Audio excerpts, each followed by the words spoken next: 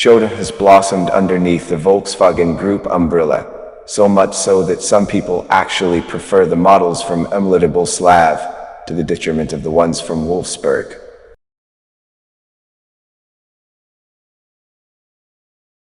Unveiled today, the fourth-generation Superb overlaps with the Passat to a lesser extent, since the latter doesn't come as a sedan anymore.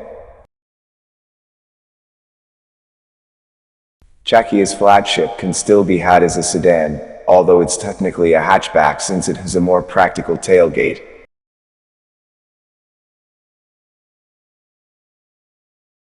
Azut v Skoda out there. Superb is an unpretentious car, catering to families and fleet operators, by offering loads of space and tremendous practicality, unmatched in this shrinking segment. The newcomer won't have to worry about the Opel Insignia, Ford Mondeo, or the Renault Talisman since all of them have been axed. Mainstream midsize sedans are few and far between in Europe, where Peugeot still sells the 500, Mazda the 6, and Toyota the Camry.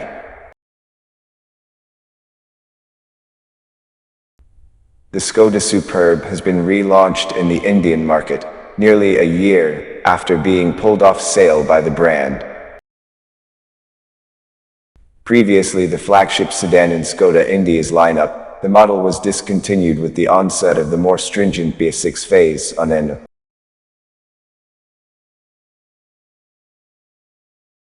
Now shipped to India as a full import, only 100 units of the model in the Lauren and Clement variant will be offered for sale here. Each costing a hefty Rs 54 lakh at showroom, nearly Rs 20 lakh more than the car that was previously on sale here. This is not to be mistaken for the fourth-generation Superb, which was unveiled globally by the brand in November 2023. The new Skoda Superb, tested first here in estate form, is aiming to do just that. Visually, the updated Superb retains the exact same design as the previous model inside out, save for the new 18-inch alloy wheels. However, the sedan gets two new color options, Rosso Brunello and Waterworld Green, alongside the previously offered Magic Black shade.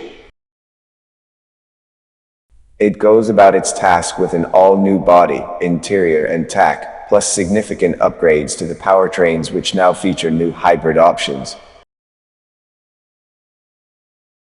Starting on the practicality front, the new model is now 40 mm longer than before, with a boot capacity that's bigger to the tune of 30 liters at the sedan.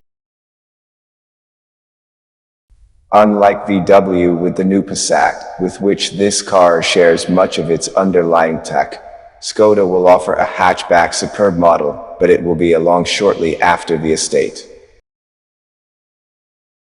Face inside is vast, as you'd expect, but because the Superb is now lower and sleeker than before, the sense of roominess is a little less generous. When you're inside the car though, it's clear that Skoda's taken a huge leap with its interior design.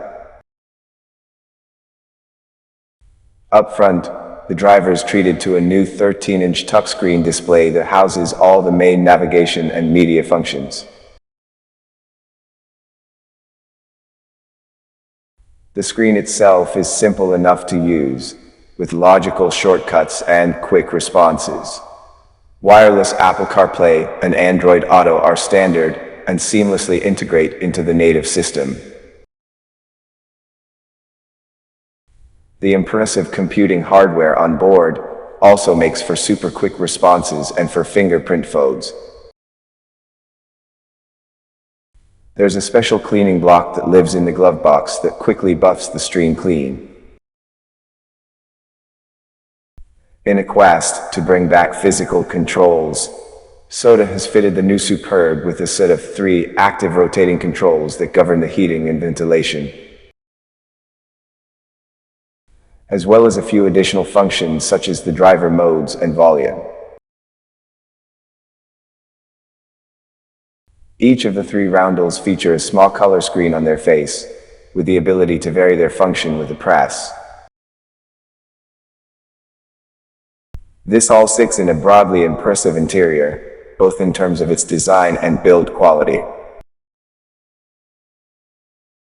Materials have taken a noticeable step up over the previous model, with lots of stitched leather and fabric elements paired with robust-feeling soft-touch plastics. General elements like seat comfort and adjustability also feel top-notch, with the possible exception of those dials, which do feel a little cheap. Otherwise, there's excellent odds and ends storage, with a particularly useful center console now the gear selector has moved to the column. Under the bonnet, Skoda's expanded the engine range with two different hybrid options built around a 1.5-liter turbocharged four-cylinder engine.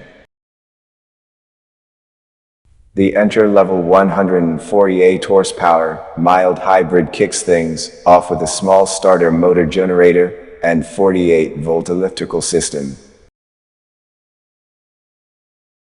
There's also a new plug-in hybrid which pairs the same petrol engine with a larger electric motor and battery pack that together produce 100 liter. The battery pack is quite sizable, as is common in this new generation of PHEVs, with a 25.7 kilowatt-hour capacity that's capable of driving the Superb in EV mode for up to 62 miles. For charging up on the go, Skoda has included a 50 kilowatt DC fast charging capability that'll recharge the batteries from 10–80% in around 25 minutes. But is still capable of up to 11 kilowatt-hour AC charging from an at-home wall box.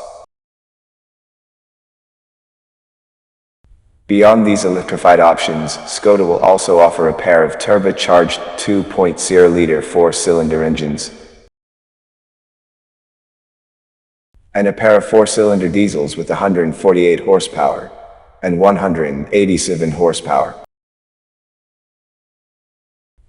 The most powerful engine on offer will be the top-spec 2.0-turbocharged stratified injection CA petrol, which is capable of producing 262 horsepower and 400 nanometers of torque.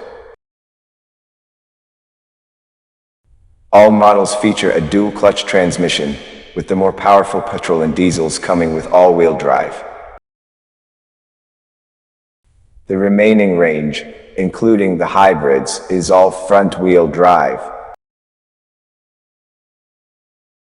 If you've driven a modern Volkswagen Group diesel and DSG combo, the way this new Superb drives won't come as any surprise, which is no bad thing. It ought the most refined engine at low operating speeds, with a typical diesel drumble finding its way into the cabin. Yet while it might not sound particularly different, there are some tangible improvements to response and drivability. The low-speed manners of the DSG are much better than before, with consistent reactions to inputs that make smooth low-speed driving a more natural exercise. This pairs well with a responsive diesel engine that you'll have to work hard to catch out, so quick to spoil is the turbo. This powertrain is also brilliantly efficient, with our on-test figures floating at around 55 ml per gallon, despite slow-moving traffic. The steering is fairly typical of any Skoda product, which is to say that it's accurate, responsive and consistent, without being overly light or spongy. Like so many of the dynamic elements on the new Superb, the steering is variable dependent upon the driver mode.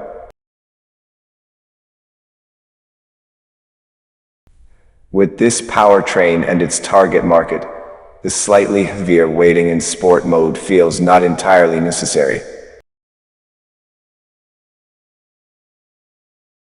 The drive modes have a significant effect with regards to the ride quality when cars are fitted with the optional DDC Pro adaptive dampers. Switch the system over to comfort mode in the ride, even on the 19-inch wheels of our test car, was superbly, pardon the pun. It was going to happen eventually, supple and refined. As speeds rise, this can leave the body control feeling a touch wayward, but this is where a switch to the tighter sports mode firms things right back up, fixing the problem. This all adds up to the new Skoda Superb being a broadly rounded package with lots of good points and very few bad. All those inherent Superb trademarks is still there: the impressive practicality, the comfort and good build quality. All that's left is to see if the value equation is just as strong. And while this particular diesel engine doesn't represent a giant leap in powertrain technology, it is still very fit for purpose if big motorway miles are the main priority for your big family estate.